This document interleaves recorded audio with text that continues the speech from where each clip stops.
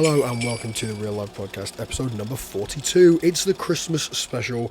Merry Christmas. I did have plans for a slightly more boisterous episode of this podcast, although in what will come as a surprise to nobody, those plans have been put on hold. The episode's still on its way, it's just a little bit more delayed. So what I thought I'd do in the short interim, so there's still an episode out in time for Christmas this year, is quickly run you through a couple of my favourite bits of Christmas telly that there have been over the last few years. The terrestrial TV lineup isn't the strongest this year, particularly in comparison to the excitement of previous years like last year. So what I thought I'd do is point you in the right direction of where you might be able to find exactly what it is you're looking for from festive telly. My voice is a little bit sore, so just allow the fact that I sound a little bit more like a child than I normally do. But sit back, enjoy a mince pie, and enjoy what I think are the greatest bits of Christmas telly in case you're missing the proper stuff. So we're starting off with something very easy. It's Not Going Out, Murder at Christmas. Now, later iterations of Not Going Out have really kind of dropped away. They've missed the mark. They've focused far too much on the difficult setup for specific gags, and they haven't landed in the right way possible. However, this is very much in the early on stage of the show, and yeah, there's slightly easy gags occasionally, but on the whole, it's just easy, fun, enjoyably warm comedy. So there's no harm in laughing at these particular jokes as well. It really does capture what a tricky family festive season can be like and how unorthodox that can look. What I love about this episode in particular is that it completely understands what the early Not Going Out does best. It's about the gags, but never in a lazy way. This is Lee Mack at his most earnest and quick-witted, with jokes that come thick and fast, but always feel earned. Lee is very much at the butt of almost every single joke here, and that's exactly where he should be, because the whole episode is built around him desperately trying to prove that he's a decent, considerate person, especially to Lucy's parents. And what we know about Lee's character as well is that he's that typical difficult northerner. What I really like is that by the end, it's not about him winning or being clever. He's content knowing he's helped give Lucy and her family a nice Christmas. The jokes stick with you too, not because they're flashy, but because they're smart, they're well observed, and they make you go, oh, that's good. It's just easy, warm fun. The basic plotline is that due to a lack of snowfall on a skiing holiday, Lucy's parents are forced to come and stay with Lee and Lucy over Christmas when they were planning on having Christmas on their own. In order to keep the festivities going, Lee decides that he will buy everyone a big gift and they can play a murder mystery game over the course of Christmas dinner.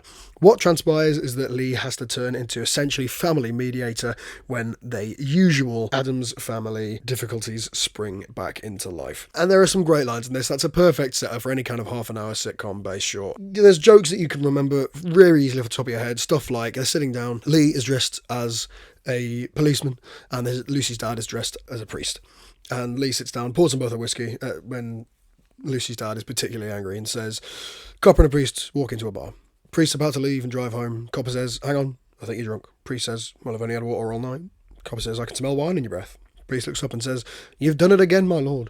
It's these kind of easy things, and they're just sort of really capture the festive spirit. Having to just essentially put up with the people that you're around, even though like some of us love the company that we keep around Christmas time. There is a thing called hyper co-presence. It's essentially the idea of being forced to spend lots of time with people you don't particularly want to spend time with. But there is a version of that where you can absolutely make the most and just enjoy every single second. Now, if my family are listening to this, that's not us. I have a lovely time when we have Christmases, thank you very much. But a lot of people find it a little bit tricky. And for that, this is exactly the perfect antidote. Early Not Going Out is sharp, witty. It's less reliant on overcomplicated and specified joke setups, and with enough newfound vigour behind it still, because it's an early inception, it still feels punchy. Also, it has Tim Vine, so that's a win. And it's such an easy watch. So if you're looking for something fun, something calm, something you're not going to have to invest highly into, this is the one. Not Going Out, Murder at Christmas.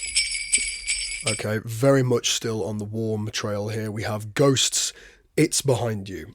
All the charm of the usual show with the same ridiculous laughs and fuzzy moments, but with the added emotional gut wrench of Pat's rediscovered home video. It makes me well up every single time. It is so sweet, and there is no reason why anyone who hasn't seen most of the show can't just join in and have a wide smile on their face. To me, the Six Idiots, the writers and stars of this brilliant show, are the modern day Monty Python. Their silliness is rivaled only by the Great Snakes, but actually Ghosts is the first real time where what really wins out for them is their heart. It's the warmest show that they've ever done by a long way, and Where Yonder Land lay sort of solely on silliness and absurdity, Ghosts is more impactful because of its heart. It is so fuzzy, and this episode is, in my view, the warmest bit of work that they've done. And when you work off the silliness as a primary, that shift can be really, really difficult to navigate, but they manage it absolutely perfectly. This one has all the usual Ghosts brilliance, the awkward pauses, the ridiculousness of the Button House lot, the very specific weirdness of each ghost, but at its core, it is one of the most emotionally generous Christmas specials that I've ever seen. Pat's rediscovered home video is an absolute sucker punch. It is tender, it's sad, it's unbelievably human, and what it does is essentially humanise the ghosts beyond the sort of, spirit realm. It brings them back into the real world and reminds you that just as they were going through every single bit of stage of their life in the Button House, they were real people. It's very easy to see them as abstract concepts now that they're all ghosts prattling around. But they were human beings, and they still feel in exactly the same way. What gets me just as much, however, as Pat's home videos is the line dancing scene.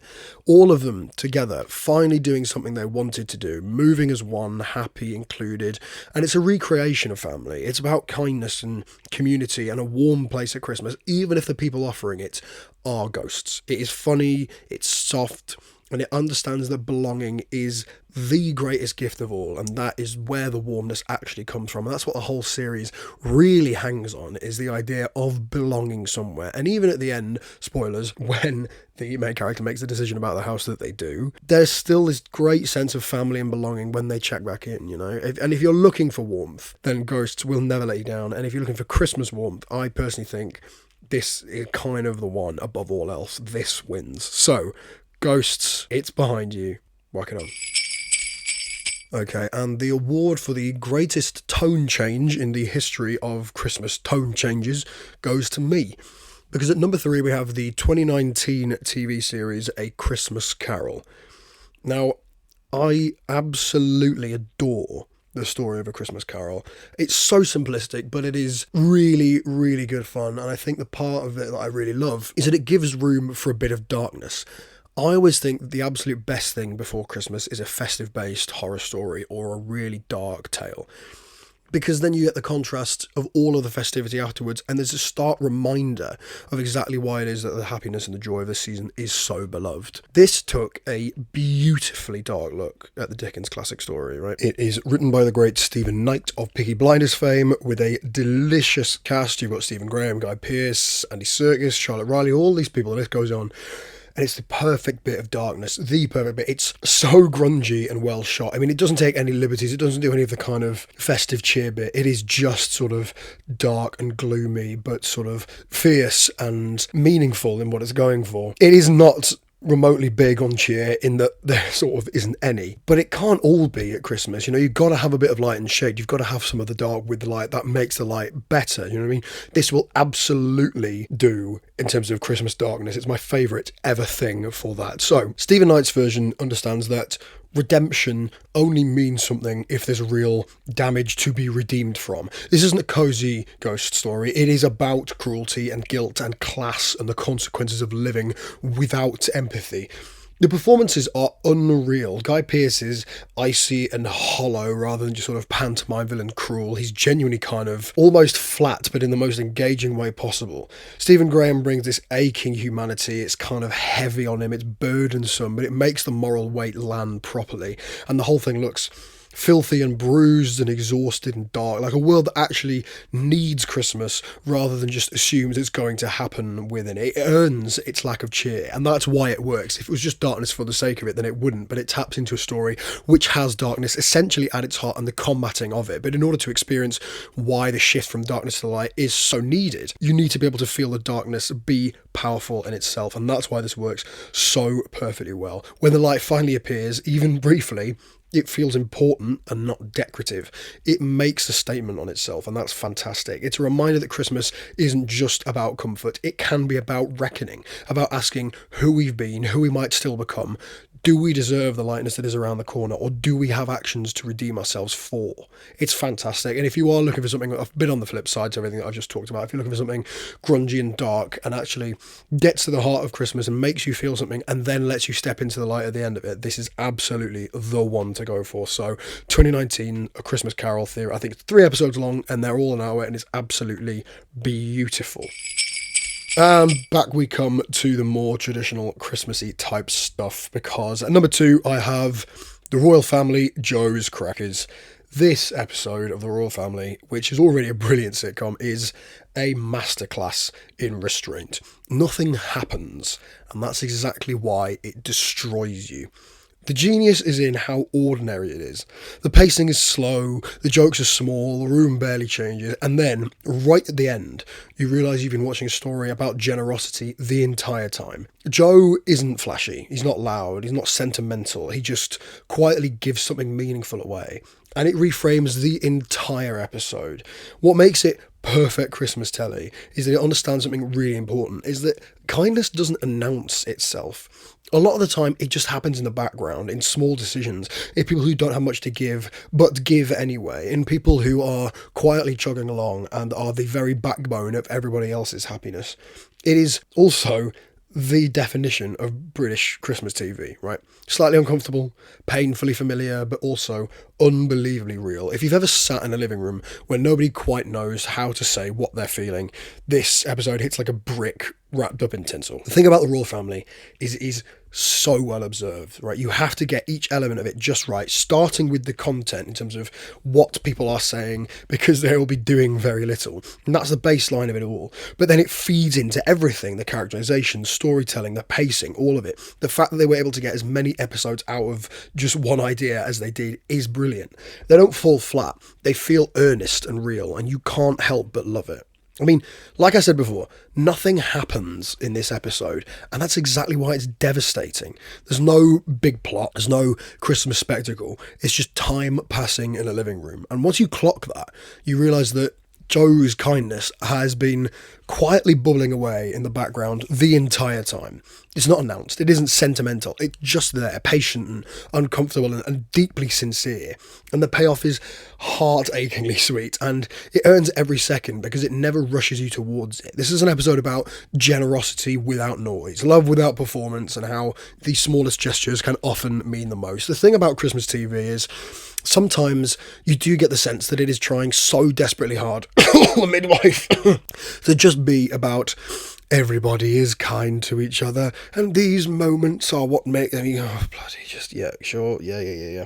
What you want is a more relatable, more visible human story, and that's where I think the Royal Family really earns its salt, because it isn't overt in what it's trying to do, it just happens. And the fact that it's at Christmas, of course, changes the view of some of it, but it only amplifies the good bits. It is so well done, it is so beautifully made, and I melt every time I watch that episode. So if you're looking for back to heart, but with sort of real human levels of background sympathy, Royal Family, Joe's Crackers is the place to go. It is the human story for Christmas. It is the thing which says, yeah, everyone's trying. Might not see it, but here we are. That is so important at Christmas. So the Royal Family, Joe's Crackers, get it on.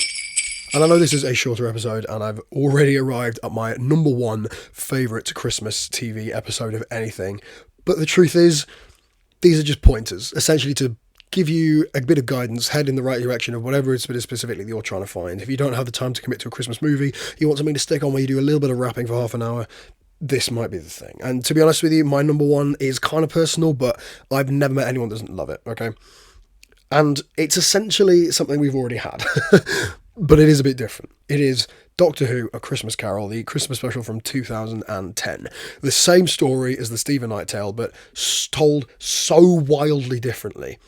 This, to me, is Christmas. It isn't Christmas if I haven't watched it. I still haven't done my wrapping yet, and this will be on while I'm doing it. But I love it so much. It makes me cry every time. It is so much fun. You've got flying fish, Catherine Jenkins singing a lovely opera song, Matt Smith is very best, the great Michael Gambon, a painful story of love, and a giant flying shark. Everything about it is nailed on perfection for Christmas. It's the essence of it all. Now, there are loads of Who Christmas specials that I love. You've got the Doctor Who in the Wardrobe, the one after this. You've got Twice Upon a Time. You've got The Next Doctor, End of Time, all of this stuff. But this is so comfortably on the top of the pile for me. It is honestly perfect. I can't fault any second of it. You can't watch it and not have a good time. It will always move you because it's about kindness. It's what Christmas is all about. Matt Smith often fights high on people's list of doctors, but nobody has ever done a Doctor Who Christmas like him. He nails it. It's this serious undercurrent to his character, but it's mixed in with his childish giddiness. And pairing him opposite one of the great actors of British cinematic history, I mean, that's just a genius. That's lightning in a bottle. You can't replicate that. And the colours of this are wonderful as well. You've got dark, deep blues for a lot of the time, and then ever so slightly out of this world, alien glow to them. They're all gorgeous. And then when it wants to be warmer, it is so warm. Beautiful yellows mixed in with the darker background, so everything brings itself forward. It's fabulous. At the heart of the episode, outside of just being the most creative retelling of the Dickens story there has ever been, bar none, there is one central piece of imagery, of messaging, an idea which doesn't often get focused on with Christmas, and I'm not sure why, because it's so beautiful and powerful to me. But the final lines of the episode are this. The Doctor looks up at the sky and he sees Kazran and Abigail riding the sleigh with the shark, and he says this: halfway out of the dark. Now that is gorgeous, right? We are coming into the light now. Days are getting longer. We may not notice it for a while, but it's coming. The sun, the evening's coming back, the warmth, the fun bit. But for now, in the not so bleak midwinter, we revel in where we are, what we have, who we have, and how we do it. And it's beautiful. And this story of, turning an old miser into something caring and empathetic and sweet, that is the essence of the Dickens story. And then you go, okay, so it's about ghosts of the past, present, and future visiting. We have a character here who is obsessed with time travel.